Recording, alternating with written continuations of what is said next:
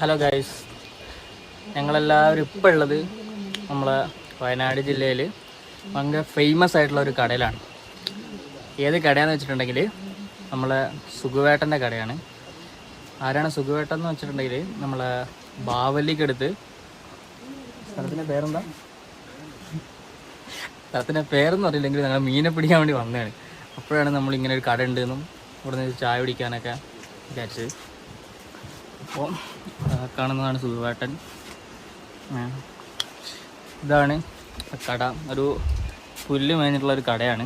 നമുക്കതിൻ്റെ പുറത്തുള്ള വിഷയമൊക്കെ കാണാം.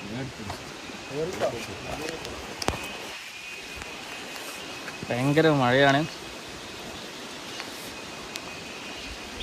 ഒന്നും കൂടി ഭയങ്കര ഭംഗിയുള്ള സ്ഥലമായിരുന്നു. പക്ഷേ ഇതാണ് ആ കട കേട്ടോ. നല്ല പുല്ല് മേഞ്ഞിട്ടുള്ള നല്ലൊരു ഓലപ്പുര എന്നൊക്കെ പറയുന്ന പോലത്തെ നല്ല രസമുള്ള നല്ല അടിപൊളി ചായയും നല്ല അടിപൊളി പഴംപൊരിയൊക്കെ കഴിച്ചിരിക്കുകയാണ്. നല്ല ഫേമസ് ആയിട്ടുള്ള കടയാണ് കേട്ടോ. നിങ്ങൾ യൂട്യൂബിലൊക്കെ അടിച്ചാക്കിയാൽ കാണും. എല്ലാവരും കുറേ വ്ളോഗൊക്കെ ചെയ്തതാണ്.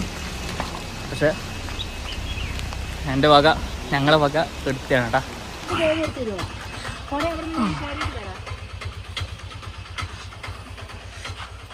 ഇവിടെ ചെറിയൊരു സ്റ്റേഷനാണ്. അതുപോലെ തന്നെ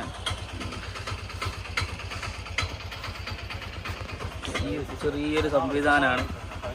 ഇതാണ് സമാവർ.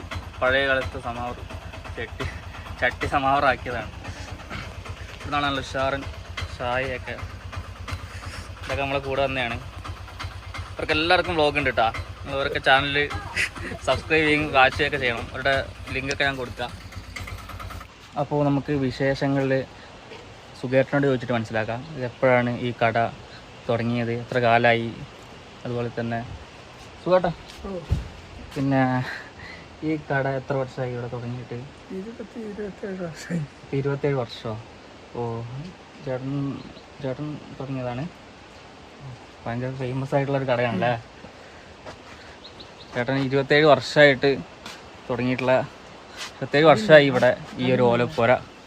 ഇങ്ങനത്തെ പുല്ലുവര, ഓലപ്പുര അല്ല, സോറി, പുല്ലുവര.